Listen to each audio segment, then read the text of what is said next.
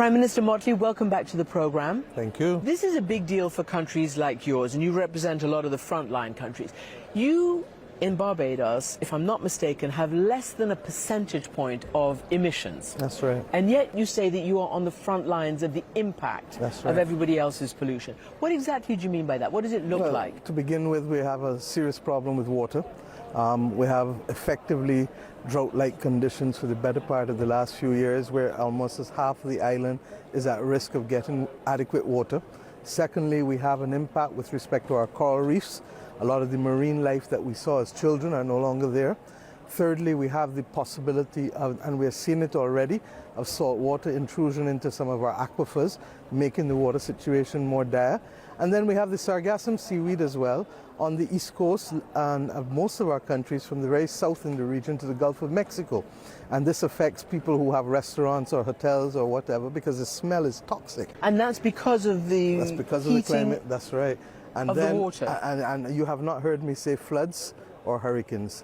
And those are the other ones as well. This year, Barbados had its first hurricane in 66 years, and before that, we had a freak storm for 90 minutes that had 46,000 lightning strikes in 90 minutes. Prime Minister, do you find it difficult to convince the people who you need to convince that this is all due to climate change?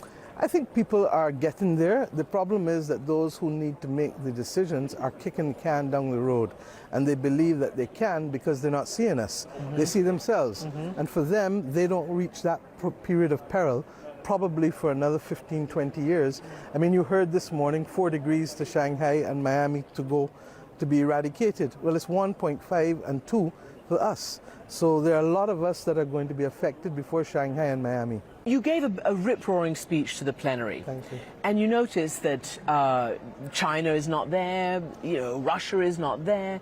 Russia is a 5% polluter, but China is the biggest, and of course America second biggest.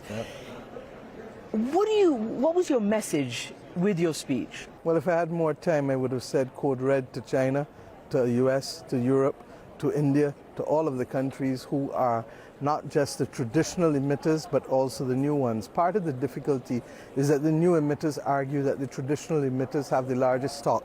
But whether it is the largest stock or the smallest stock, we are literally like the ground when elephants fight, we get trampled. And that's exactly what's happening now.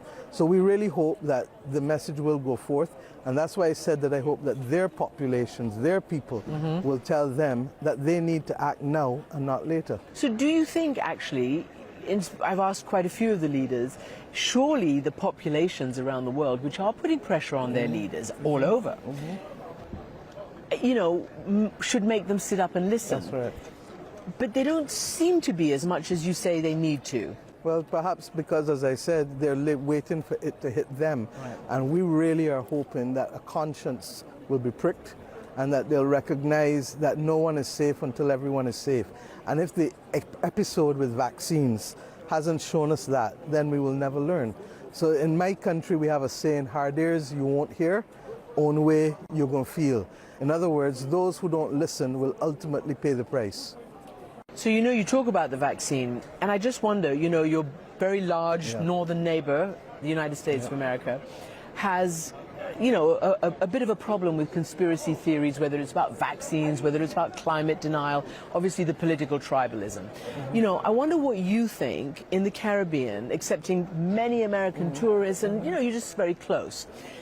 The most popular, the highest viewed cable television program is Tucker Carlson's on Fox News, and he is going around the world trying to tell his viewers of the dangers of mitigating climate change. In other words, saying that things like wind turbines and others are actually themselves vehicles of death and destruction, and that they are elitist and that they hurt the poor the most. I guess my question is, what is your reaction to that, and how do you mitigate that kind of story? How do you convince people of actually the other side? Well, there's a journalist that I know that made a statement a couple of years ago about the importance of truth. I think you know her. Her name was Christiane Amanpour. And the bottom line is that's where we are. That regrettably we live in a world now where there's no arbiter of truth or fake news. And as a result, we get that kind of dangerous activity influencing and impacting on people and costing lives, as it has with the vaccines. It's going to cost lives with the climate as well. And we need to make sure that those of us who can defend truth literally work with those who are the purveyors of our messages, whether it is the Facebooks or whether it is the other big tech companies or the news companies. There has now to be a morality, and that's what I keep calling for. Last time we spoke, I talked about moral strategic leadership that is global, and that's what I mean by it. And unless we call out people who are literally misleading others, then it's going to cost lives. One of the things this summit might achieve is upping the amount of money the rich countries give to those who are not so rich to mitigate climate. We heard from Ursula von der Leyen just now about, you know, what the world needs to do to step up its pledges. Tell me what you think, because even Alok Sharma, who's the president of this COP, being the British official in charge, says that that's not even enough, the $100 billion a year. And he's absolutely correct. And the truth is, the $100 billion is the floor, and we've missed that floor, which is why I keep saying that we need to mind the gap, just like the trains tell us to mind the gap, mind the gap. If we don't, we're going to see the consequences. Just now I said, look, the world has spent $25 trillion in the last, since 2008, through printing of money, quantitative easing, of which $9 trillion has come in the last 18 months. If we can get the world to set aside $500 billion a year, not in cash, but in their special drawing rights from the IMF, and do that for 20 years, we can create a trust that can help those countries between the tropics of Cancer and Capricorn, because regrettably, it's not only small island developing states that are affected now, it's all of those countries in there. So let me ask you, we've just seen this report from Fred Pleitkin talking about the plight of the Senegalese in terms of climate change, the seas, the fact that it's, you know, cutting into fishing and jobs, and being a push factor to migration. And of course, migration is another great, big, contentious topic around the world. What are your concerns about climate-forced migration? Well, clearly the North Atlantic countries and the countries of the world want migration, because that's the natural consequence of their not reaching agreements in this meeting. You're going to have all of these countries that are affected. We just heard the young lady from Kenya say 2 million Kenyans are at risk of hunger. We've heard our pleas across small island developing states. And the truth is that we know that there's the possibility of failed societies or societies that have to be evacuated. We saw it with Montserrat, with the eruption of the volcano. We saw it with Barbados, with Hurricane Maria. So that if we don't accept that it has happened, can happen, and will happen, then we will see the migration. And then those who are uncomfortable with migration will have to accept that it is the consequences of their failure to act, regrettably. So but that sounds all academic, because at the end of the day... No, it doesn't sound academic. We're seeing migration right now. And it's families who really don't want to leave their homes. And that's the tragedy of it. Every politician has their problem. That is, we want to do the best, but what about our, I don't know, coal workers? What about our, etc.? What about your tourism industry?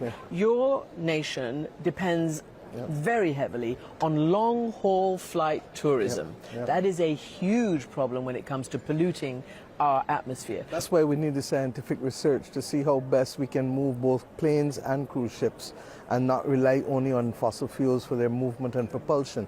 I believe that if we can solve male baldness, if we can do all these other things in the world, it's true, then I believe we can solve the problems of how to fuel the movement of people across the world in planes and in ships. But we have not put our minds to it. Just finally, if the leaders of Russia, or most especially China, were here, and the leader of India is, what would you say to them right now?